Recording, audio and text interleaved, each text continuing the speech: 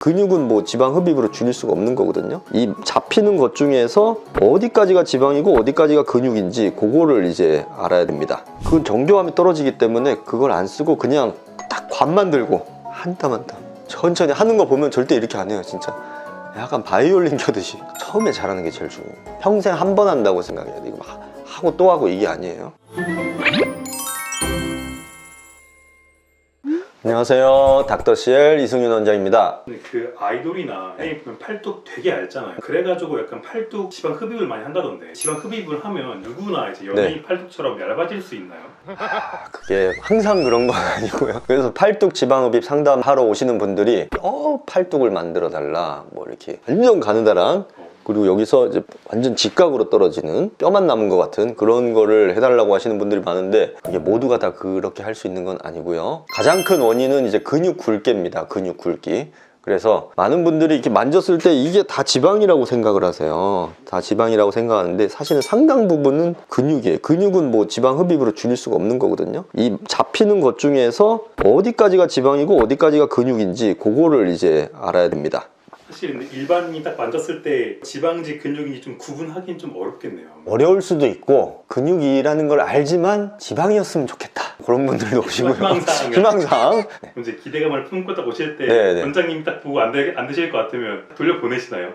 돌려보낸다기보다 이제 어느 정도 가능한지를 말씀을 드리는 거죠. 근데 약간 아무래도 캐뉼라라는 관을 넣고 빼다 보면 흉터 걱정을 또 안 할 수가 없잖아요. 그래서 이제 그 흉터를 내는 위치가 또 중요하거든요. 그런데 흉터를 내는 위치가 병원들마다 좀 차이가 있어요. 흉터가 티가 많이 나는 경우가 팔꿈치에 뚫는 경우, 여기다가. 근데 그러면은 그게 까맣게 점처럼 반팔을 입으면은 뒤에서 까맣게 보이죠. 그래서 저는 팔꿈치에는 안 뚫어요. 겨드랑이에다가 뚫죠. 겨드랑이에. 그리고 겨드랑이에 저는 여기 하나를 뚫어서 하는데 이렇게 접히면은 덜 보이게. 근데 한 뭐 두어 개 뚫는 경우도 있고, 아니면 겨드랑이도 뚫고 팔꿈치도 뚫고 뭐 하는 경우도 있고. 그런데 저는 웬만하면은 겨드랑이만 뚫어서 하려고 합니다. 네. 근데 이제 팔꿈치보다 겨드랑이로 뚫는 게 더 난이도가 높나요?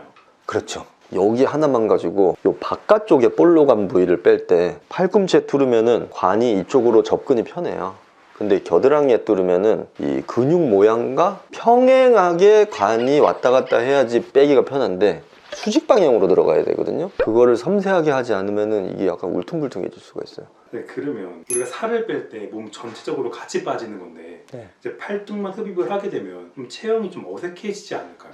팔뚝만 흡입한다고 전반적인 체형에 뭐 어색하다? 그렇진 않을 것 같은데, 근데 다만 몸은 뚱뚱한데 팔만 가늘다, 그게 불가능한 게 아까 말씀드린 것처럼 전반적인 사이즈가 조금 있으신 분들은 팔뚝의 근육 굵기가 굵으실 거예요. 그러면은 팔만 뼈처럼 되고 그렇게 될 수가 없어요. 그래서 체형이 뭐 팔만 흡입했다고 체형이 이상해 보이고 그런 걱정은 안 해도 될 것 같습니다. 네. 그러면 팔뚝 지방 흡입한 다음에 생길 수 있는 부작용은 어떤 게 있나요?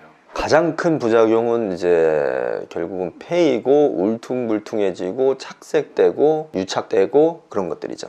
그런 것들은 다 뭐냐면은 이게 피부가 있고 근육이 있고 요 사이에가 지방층인데요. 지방층 중에서도 좀 깊이 있는 지방 위주로 빼야 돼요. 그런데 피부 바로 밑에 들러붙어 있는 지방이 있습니다. 표층 지방. 그거를 억지로 빼다가 보면은 피부 밑에가 상해요. 진피층 밑이 상합니다. 피부 밑에 흉이 생기겠죠. 그러면은 그게 아물면은 속에서 울퉁불퉁해 보이고 유착되고 패이고, 그 다음에 심하게 상하면은 겉에서도 색깔이 변해가지고 착색이 되고.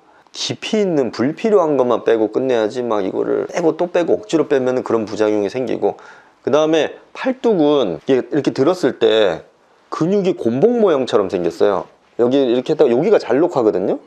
그랬다가 다시 이렇게 곰봉처럼 약간 이렇게 돼 있어요. 근데 여기를 이 부분에 꺼져 있는 부위를 거기가 또 지방을 흡입을 하다 보면 잘 나와요.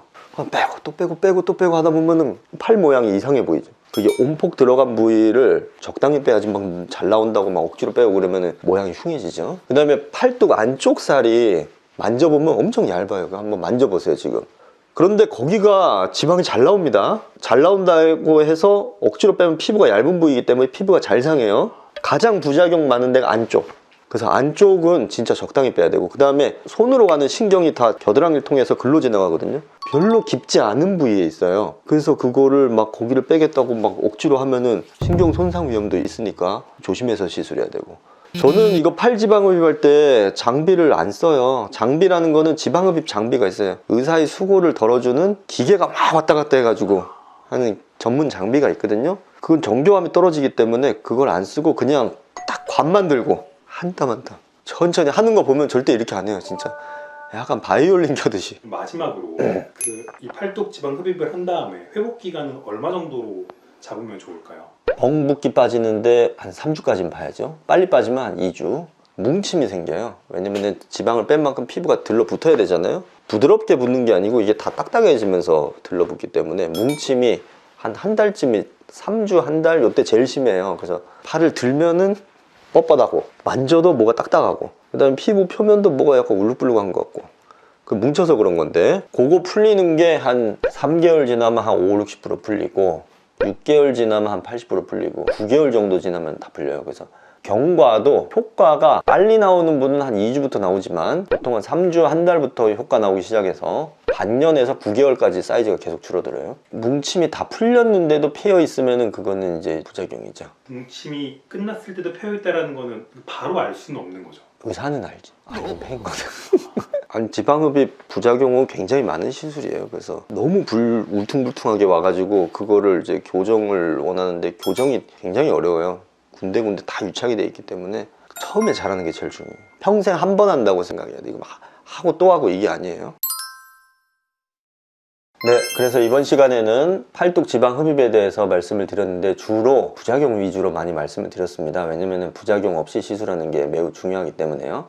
그래서 아까 말씀드린 것은 절개 흉터도 최대한 좀 티 안 나는데 하고 부작용 없이 수술을 하기 위해서 굉장히 세밀하게 세심하게 시술을 받아야 된다는 점, 그리고 팔뚝 지방 흡입이 무조건 다 효과가 좋은 게 아니고 효과가 별로 없는 사람도 있고 좋은 사람도 있고 해서 좋을 케이스가 있고 별로인 케이스가 있기 때문에 그거를 상담을 자세히 받아보시기 바랍니다. 팔 지방 흡입을 생각을 하신다면 시술 경험이 많은 의사에게 시술을 받으시기 바랍니다. 이상 닥터CL 이승윤 원장이었습니다. 감사합니다.